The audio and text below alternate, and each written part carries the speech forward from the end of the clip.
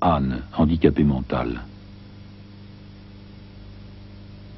De Gaulle lui consacrait beaucoup de temps. Cet enfant était aussi une grâce, a-t-il dit. Elle m'a aidé à dépasser tous les échecs et tous les hommes, à voir plus haut. Le 25 août, les troupes françaises entrent dans Paris.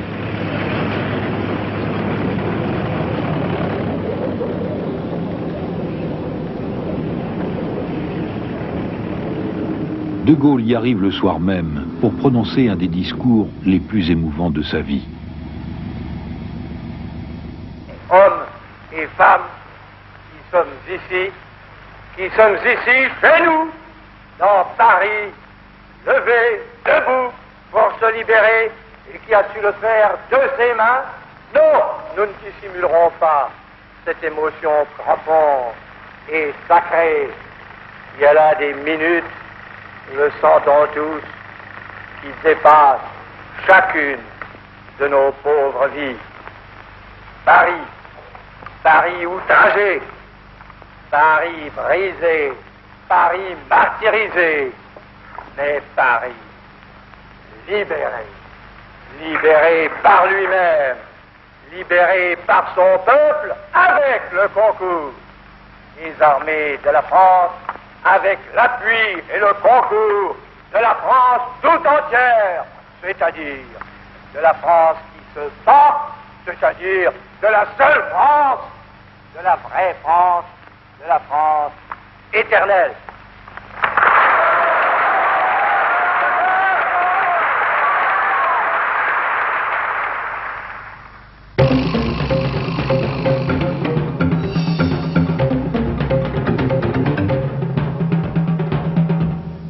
Je n'ai jamais arrêté d'écrire, toujours difficilement, toujours lentement, toujours au même rythme, mais depuis 1932 jusqu'à maintenant, quels que soient les résultats.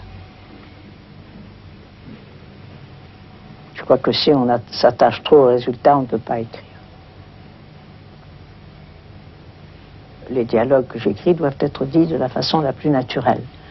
Mais ce que ces dialogues expriment est exactement à l'opposé du théâtre de boulevard. C'était du temps où nous faisions de l'alpinisme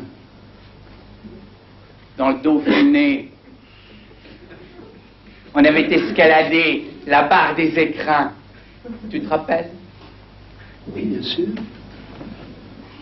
Nous étions 5.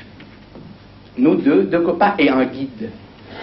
On était en train de redescendre. Et tout à coup, tu t'es arrêté. Tu as stoppé toute la cordée. Et tu as dit sur un ton. Si on s'arrêtait un instant pour regarder, ça en vaut tout de même la peine. Ici, ce que signifient les paroles, ce sont des choses que généralement on n'exprime jamais dans la conversation. Et c'est ce contraste entre ce naturel avec lequel ces choses insolites sont exprimées qui m'intéresse justement, et où se trouve l'humour. C'est exactement l'opposé du théâtre de boulevard, qui peut être très bon, qui peut être très drôle, mais ce n'est pas du tout le même comique, ni le même dialogue. Sauf le naturel, parfait, dans lequel ça devrait être exprimé. Qu'est-ce qu'il y a eu? Dis-le. Mais je te dis, ce n'est rien qu'on puisse dire. Rien dont il soit permis de parler. Allons, vas-y. Eh bien, c'est juste des mots.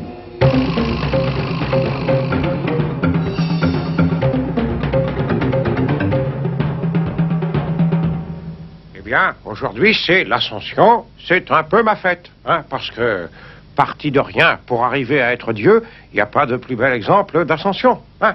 En ce temps-là, Dieu parlait à ses apôtres, comme je vous parle en ce moment, sauf que les siens étaient moins cons, hein. C'est agréable, ça commence bien. Ascension ou pas, on va se faire engueuler une fois de plus. C'était logique. Quand tout dans la vie vous réussit, quand après avoir beaucoup eu de difficultés, on arrive à être élu président de la République une fois, et puis 2 fois, on se dit que finalement il y a une espèce d'aura divine qui tombe sur vos épaules, on devient Dieu. à tout ce qu'on fait. Et je crois que c'était assez drôle, puisque effectivement, à un moment donné, tout ce que faisait le président de la République, on pouvait se demander si ce n'était pas d'essence divine.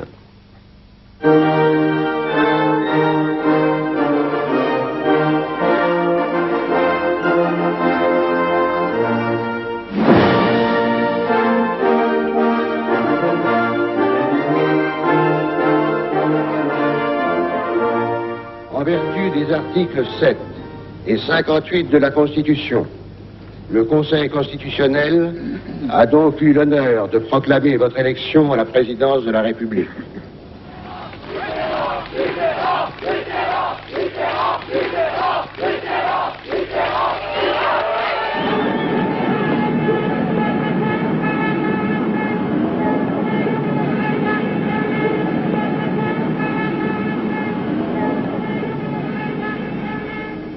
Il y a les citoyens qui veulent le progrès et ceux qui veulent conserver. C'est un choix éternel dans toute société humaine. Ceux qui veulent aller de l'avant et ceux qui veulent garder l'acquis. Généralement, ceux qui veulent garder l'acquis, ce sont ceux qui ont déjà beaucoup. Ceux qui veulent un progrès, ce sont ceux qui n'ont pas beaucoup. Moi, je suis du côté de ceux qui n'ont pas beaucoup parce que c'est le plus grand nombre. Et que je pense qu'il faut toujours aller vers le progrès.